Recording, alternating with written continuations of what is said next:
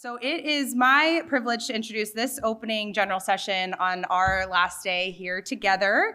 We have an acclaimed Turkish chef, restaurateur, cookbook author, and beloved Worlds of Flavor veteran who is back to explore this year's theme of authenticity, flavor, in the future in a way that really only he can.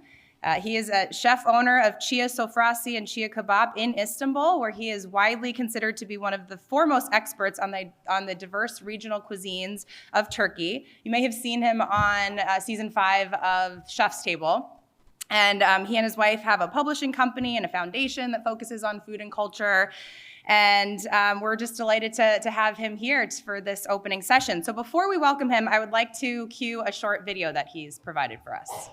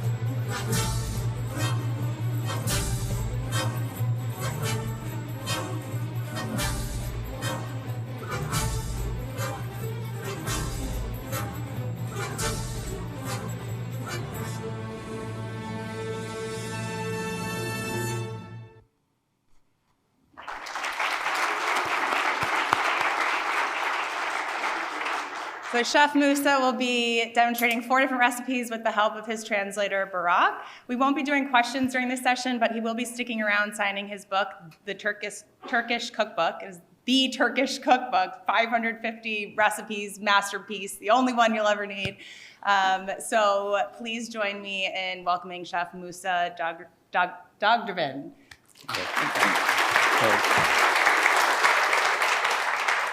Herkese merhaba. Good morning, everybody. Hoş geldiniz. Welcome. 4 tane de demo şeyimiz olacak. So we're going to share 4 dishes with you today. Önce bir tırnaklı pide, yoğurtlu kebap için yetişmesi için He's onu going to start deneyeceğim. with making a pide. It's called a nail pide because he's going to shape it with his fingers. We're going to do this first so we can have this ready for the last dish we're going to be preparing. Hamurda sadece tuz, maya, su var. The dough only has yeast, water, and salt.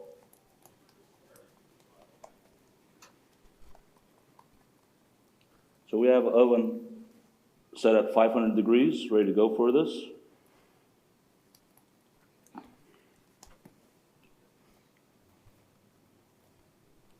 Hemen fırının kapağını açalım.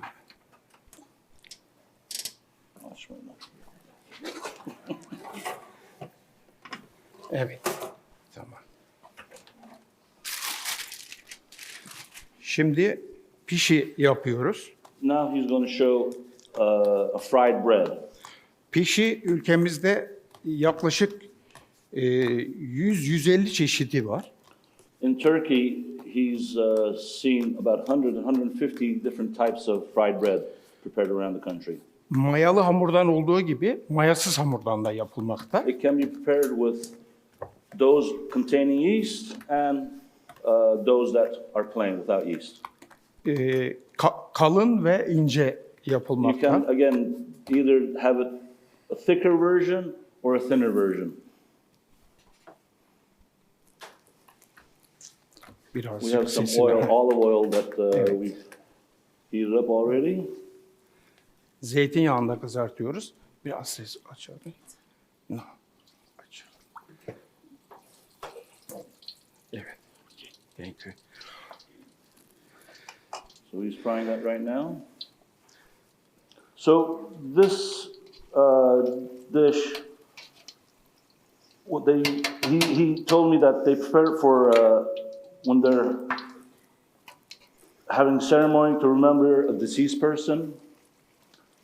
He's also seen it. They prepare it when it's time that they're picking olives. And then also to atone, so doing something right to make up for something that somebody did wrong. So somebody would make this bread trying to make up with somebody. Şimdi bunun bir kısmını tatlı yapacağız. Şeker ve tarçından yapılan.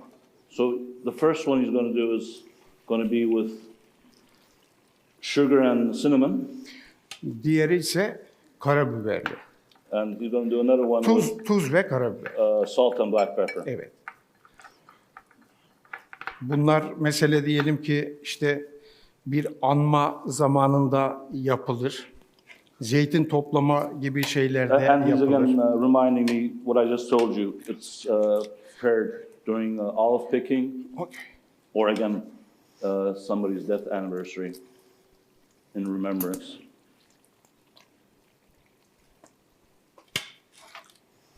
Daha kalın olanı var. The thicker one, Bunların işte şu pişmiş hali, he has Şöyle we made ones earlier, ortası delik şekilde. has a hole in the middle, Ama olmazsa olmazı zeytinyağı. and it has to be with olive oil. Cooked with olive oil. Çok gevrek istiyorsak 60-65 dereceden başlaması gerekiyor şeyin. So if you want it to be crispier, you use a higher heat. Yumuşak olması için 180 derecenin üstünde. And for it to be softer, again, you just have to watch and be careful the way it's being cooked, the temperature.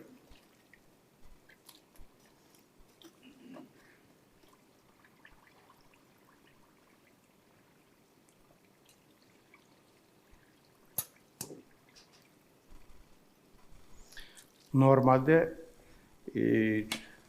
çok çabuk çıkması gerek bunun. Hani ateşin mesafesi biraz daha çok uzakta. Hani It should be coming out faster. The oil is not warming up as fast as you'd like it to with the way the stovetop is set up.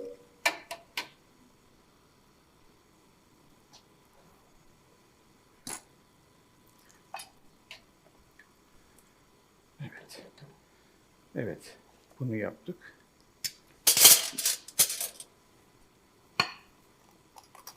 As you can see, it's nice and crunchy. Çıkar çıkmaz hemen bunu And yapıyoruz. you dust it with the sugar and cinnamon sugar. Evet. Bu da And this is tuzlu. the one with salt and pepper. Evet. Again, similar way, similar bread. It's just Evet. One's more savory, the other one's on the sweeter side. Tamam. Teşekkür ederiz. Şimdi. Evet. Thank you. Şimdi patlıcan paçası yapacağız. He's going to show how to make the eggplant with garlic sauce now.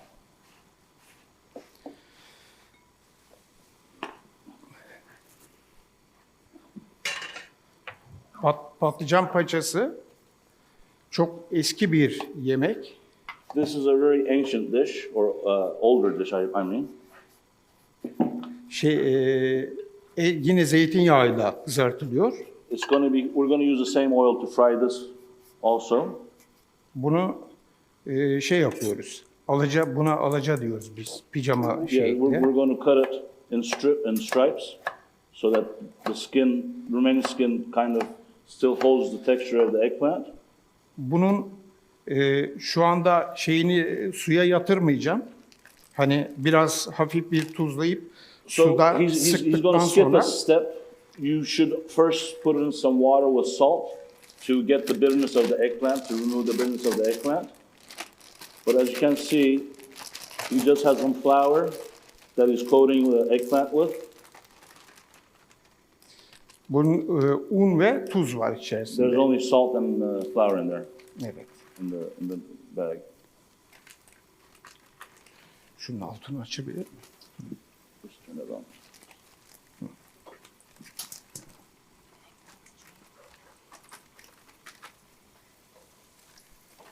Evet. Bu da tamam. Şöyle.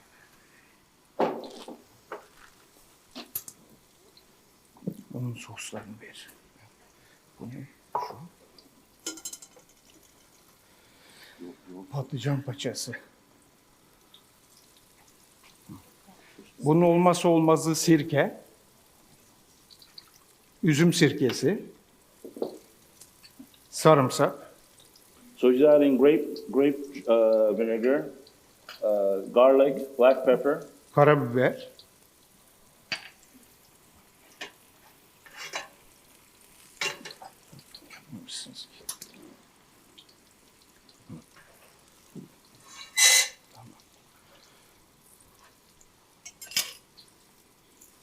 He's going to take on his eggplant there. Again, this eggplant dish is popular when you're drinking alcoholic beverages. It accompanies it nicely. And it's a dish that's been prepared since the Ottoman times. And it's been prepared with the same technique. It hasn't evolved. Bu aşamadan sonra After this, you remove it from the oil, of course. finish. Şimdi bunu dinlendirip daha önce yaptığımız gibi bir de tane sarımsak var bunun içerisinde. So after this, you let it rest for a little while. It also has some garlic in it, whole garlic. Su koyuyoruz. And to the sauce that he's adding, he added some water, Tane karabiber. salt, and the whole peppercorns. Hem toz var hem tane var. So he has both black pepper and fine black pepper and whole black pepper. Maydanoz. Adding the parsley.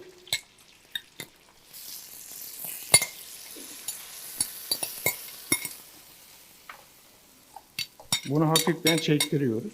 And then he cooks it down a little bit.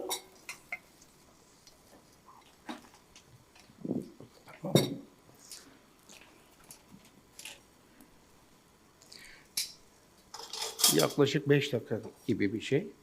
Hani You let it simmer and let it absorb the moisture and cook it for about 5 minutes. bunu aynı zamanda pekmezli ya da ballı da yapabilirler.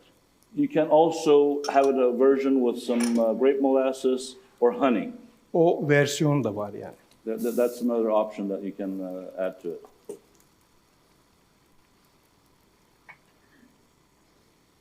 So while it's reducing,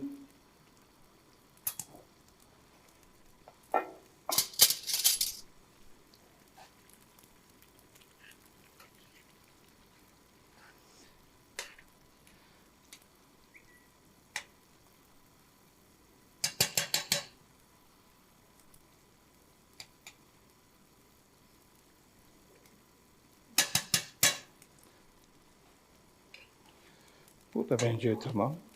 Bunu tamamen bu şekilde şey yapabiliriz böyle. Masada böyle yemesi daha keyifli olabilir. Yeah, you can, serve it straight out from the pot, from the pan, I mean. Evet, bu da tamam.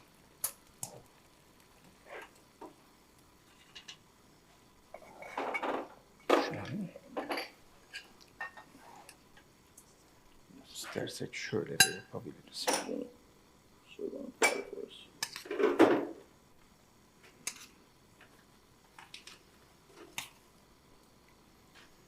Again, eggplant, is a dish can be prepared in many different ways, and this is just another. Bu kaynamada o unla şu daha da yoğunlaşacak. Şu anda böyle hani biraz acele ettim.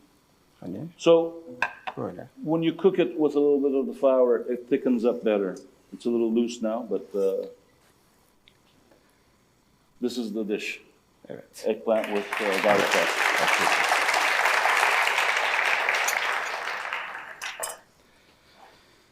Şimdi fasulye piyazı yapıyoruz. So this is a bean salad, white bean salad. No. No, no, no. No. Bunun sosunda limon, tahin, sarımsak ve sirke var. In the sauce, he has lemon, tahini, grape vinegar, and salt. Evet. Okay. Bu çok kısık ateşte pişiyor şeyimiz. So the beans are cooked at a very low heat. Piyaz soğan demek. Hem Farsçada hem Türkçede. The piyaz word in Turkish and Farsi refers to onion. Yani bir tür fasulye salata, soğanlı fasulye salatası. So I mean, it's a bean salad, the white bean salad with onions, obviously. Evet. Bunu böyle koyduk. Soğanı çok seven mutlak soğan. If you like onions, you can use a lot of onions for it. Evet. Domates şart değil ama hani biraz daha sulu istiyorsanız hani. Tomatoes, again, just the option that you can add to it. Olmazsa olmazı yumurta. And egg. Again, this version that he's doing with the tahini sauce is only done in one part of the country. This dish is prepared all around the country, all over Turkey. But this version with the tahini is, again, on the Mediterranean coast in the city of Antalya, they do this dish. Evet. Bunun şöyle zeytini çekirdekli hani.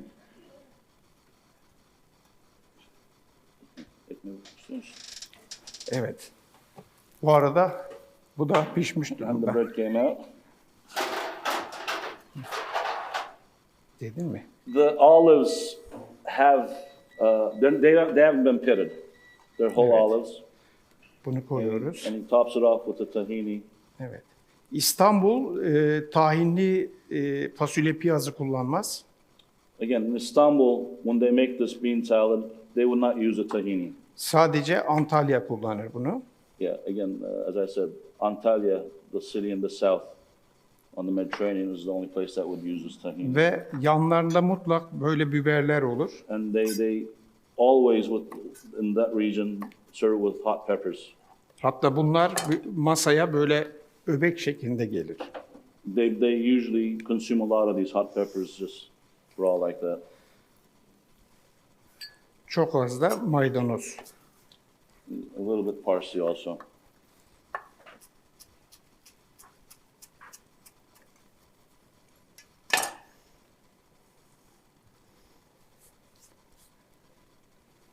Evet. So this Bu is da- our next dish. Böyle bir yemek. Teşekkür ederiz. Zamanımız nasıl? İyi gidiyor mu? Önümüzde zaman. Hı? Önde miyiz? 25 dakika var. Tamam. Ee, bu bir bıçak göstereyim mi nasıl yaptığımızı bunun? Can you get another knife? A couple of knives. Tu. Bizim burada zırhımız vardı. So we, in the previous conference that he attended, we had brought one of the big knives to chop up the meat, called a zırh. Thank you. We weren't able to locate it this time. So he's Şimdi going to show a different way that he prepared the meat. değişik teknikler var. Bunu o şekil yaptım. Hani birisi sabit duruyor. One knife is stable, and then he used the other one to kind of chop it up. Buna makas arası bıçak kesme tekniği söyleniyor. This is the technique is called scissor style or scissor technique. Daha çok kadınların evlerde yaptığı bir teknik. This is a style. I mean, this is a technique that is usually used in the homes. Daha sonra bir de şunu yaparlar. And then they finish it up, chopping it like that also. Straight up. Evet. Şişleri de alayım mı şuradan? And it's important to have your skewers cold. So that's why we kept them in the fridge. It prevents it from being too warm, and the meat won't hold to the skewer. Normalde acılı kebabın içinde sadece tuz olur. Mesela bu yaptığımızda sadece tuz var. So in this lamb mixture, there's only salt. Yani siz mesela bu bıçak arası yapmak yerine makinede tek çekim olması. So if you don't want to again do a hand ground, you can definitely grind it through a food meat grinder, but just do it one time. Don't grind it over and over again. So he wants to keep, because when you grind it, the machine kind of takes the life out of the meat. Bunun çok ezilmemesi gerekiyor. You should be, again, when you're mixing it, be delicate not to smash it up too much. Eti ne kadar ezerseniz et o kadar kötü olur. The more the meat is worked or smashed, it'll take away from the flavor. Evet. Şimdi bir tane de bundan nasıl yaptığımızı gösterelim. Şu su değil mi?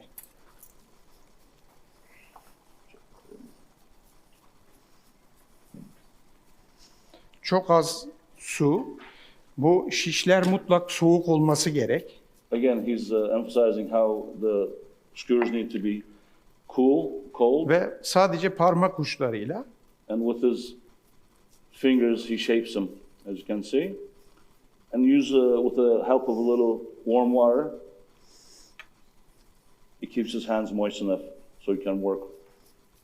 bir de böyle bu şekil geçirme tekniğiyle de yapılabilir. And he's just again showing different ways of doing it. Mesela diyelim bunları sapladık, dolaba koyduk ve bekledi. O kebabın eti bozulur. So if you do it too far ahead and skewer it and stick it in the fridge, it'll affect the flavor.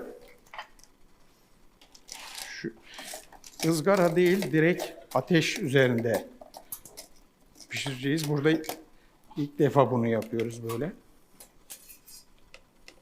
So again, try to do it on an open fire, straight over the charcoal grill.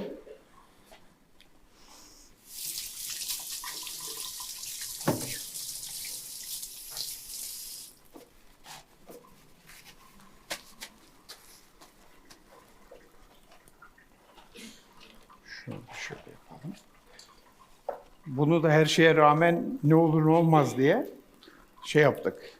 So we weren't sure if we were Hazırladık. going to be able to have a live grill today, so we prepared some yesterday just in case. Biraz daha.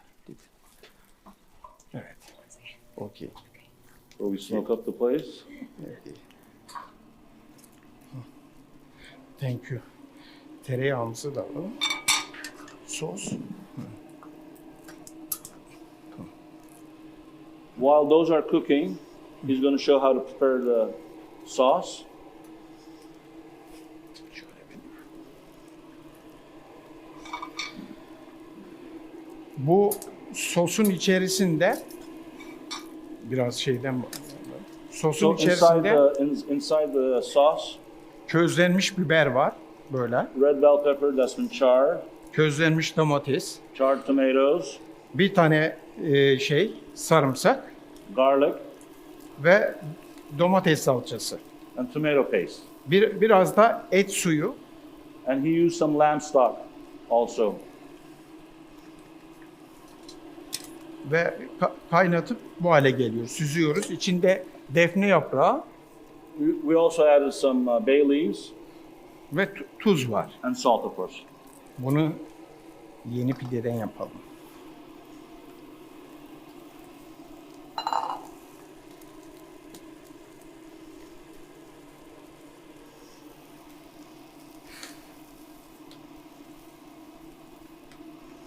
Şunu alayım.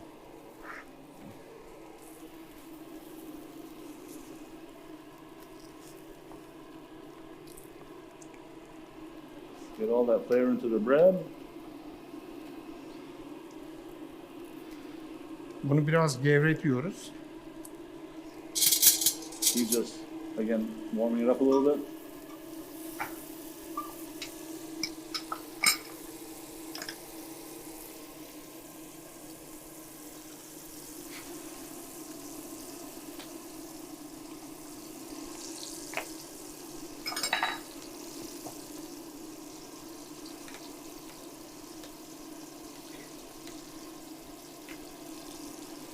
Evet.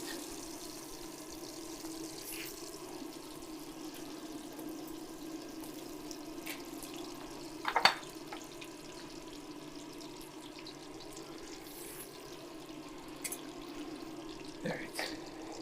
Bıçağımız nerede? Bıçak var. Bıçağı alayım. Ver. Ver.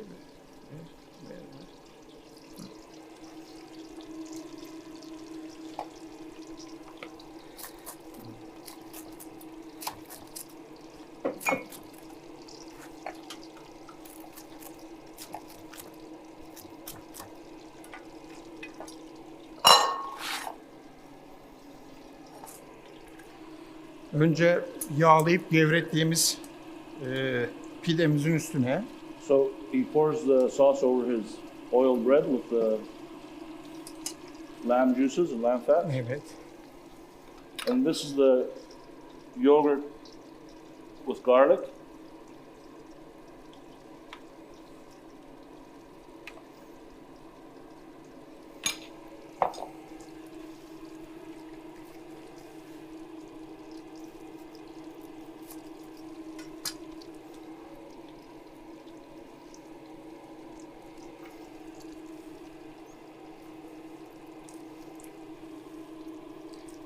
biri acı, biri acı değil. Biri az pişmiş, biri çok pişmiş oldu. So because we cooked one yesterday, the one that yesterday is a little overcooked. Olmazsa olmaz yanına And biber. then we add some charred peppers with it also. Evet. Domates. Charred tomatoes. Çok az da maydanozdan alacağım.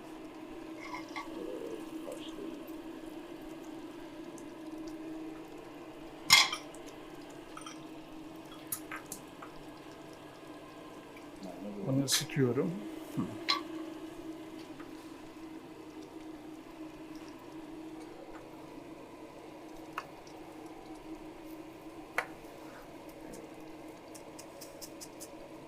He's warming up the plate a little bit.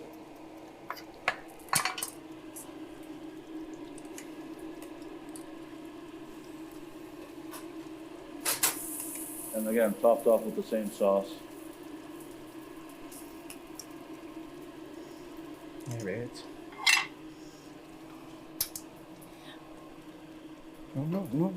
No.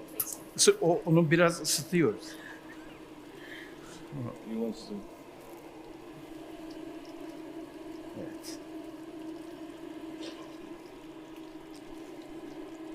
Again, parsley is something that's used very commonly in Turkey. There's even a saying, when you're nosing in somebody else's business, they say, don't be a parsley.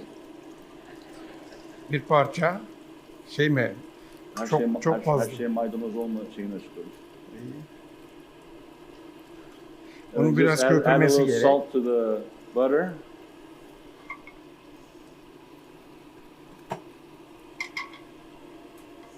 Evet. Evet. Böyle. And that's the flavor for the Evet. lamb kebab with yogurt. Şöyle. Afiyet olsun.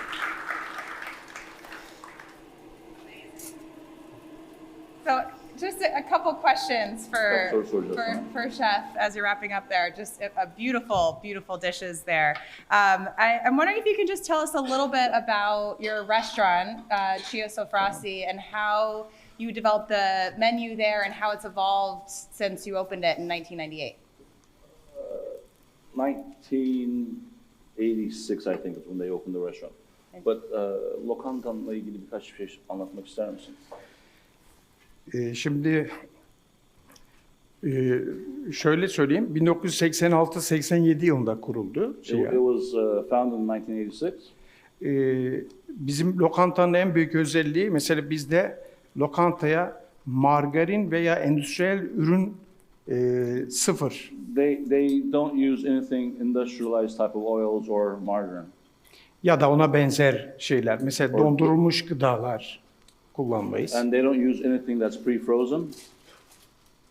Mevsimi takip ederiz. Everything is prepared according to the season, so the menus change daily.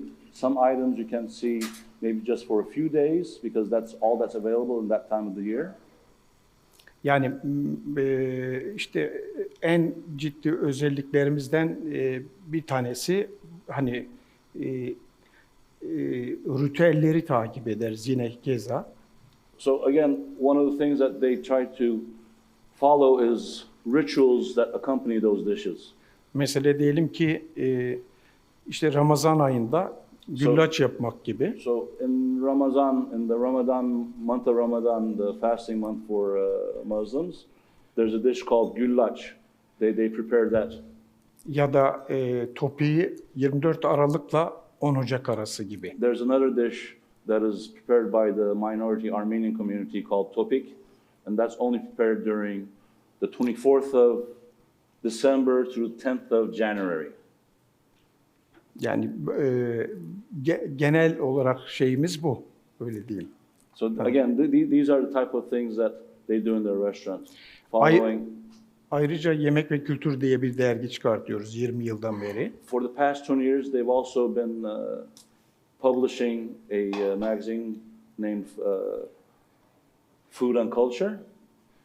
Belge niteliği taşıyan kitaplar yayınlıyoruz. Çiya Yayınları diye bir şeyimiz var. They also publish a number of books that are again related to food culture and food history. İşte bahçemiz var. Hani bu. They also have a farm where they grow a lot of products that they use in their restaurant. This year they produced about 10 tons of eggplant, 10 tons of peppers, 10 tons of tomatoes. It was a good year. Böyle. I'm curious, Chef. So over the past couple days, we've heard a lot of the chefs and presenters speak about their relationship with the word authenticity. I wonder if Chef Musa could share a little bit about what the theme of this conference and the word authenticity means to him.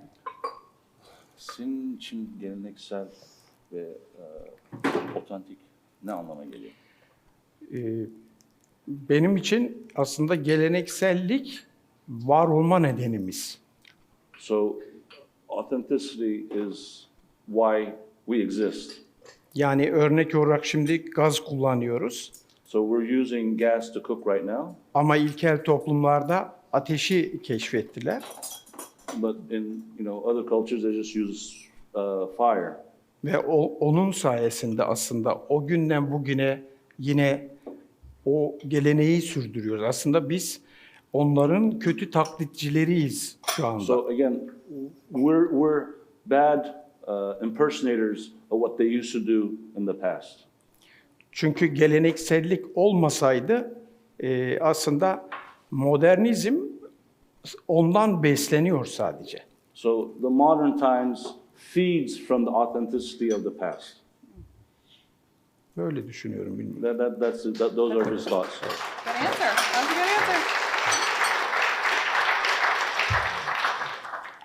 And so the cookbook, the Turkish cookbook, published in 2019. I'm just curious what Chef Musa's hopes are for that cookbook, the first published in English. And what are the hopes of making that available to a broader audience, and specifically here to an American audience? What are the hopes for that book?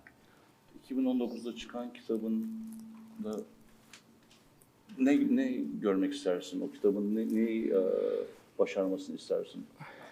Aslında şöyle, yani genel olarak kitaba çok ilgi var. Hani So he's very happy with the interest in the book. şöyle, kitabın bir devamı var. Hani So he's working on a second book, I guess. There's a continuation of this book. bir o kadar daha var tarif. He has approximately same amount of recipes still that hasn't been published. Ama yayın evi şey diyor, yani şu anda kitap iyi gidiyor. Biraz bekleyelim, daha sonra yapalım The diye. publisher said that, we'll wait a little while to come up with the second book or publish the second book. Kitabın genel içeriğinde de hani neyi, niçin, ne zaman ve hangi mevsimde yiyoruz gibi şeyler de var. So in the book, if you haven't seen it, it tries to explain what to eat at what season with accompanying what. Those are some of the information that he has in the book. Okay. And last question, how do you see Turkish cuisine evolving in the future? Where do you see it going? İleride Türk mutfağının nasıl gelişeceğini, dönüşeceğini düşünüyorsun? Yani bence şöyle, devletlerin kültür meselesi olduğu anda ancak gelişebilir. So again, it's as a country, as if the country kind of stands behind the cuisine, then it will evolve. Ama yeme içme kültürü bir tüketim objesi haline dönüşürse, But if the food culture turns into a marketing, yani popüler kültürün mezesi olursa, and if it's just like an appetizer for the popular culture, ve o gittikçe yok oluyor. Yani we lose those authenticity and ancient methods. biz birey olarak işte hani gerek Çiya olsun, gerek Çiya yayınları olsun ve Yemek ve Kültür dergisi aslında buna bir karşı duruş şekliyle faaliyet yürütüyor. So the restaurant Çiya, their published books, the Food and Culture magazine, these are all things that are trying to preserve and keep these traditions against all these other influences that are trying to, change the way things are used to be. Right. I think that's a great note to end on, and hopefully you all can continue the conversation with Chef and have a chance to purchase his book and get it signed today. So please join me in giving another round of applause. Thank you, Chef Musa and Chef Brock.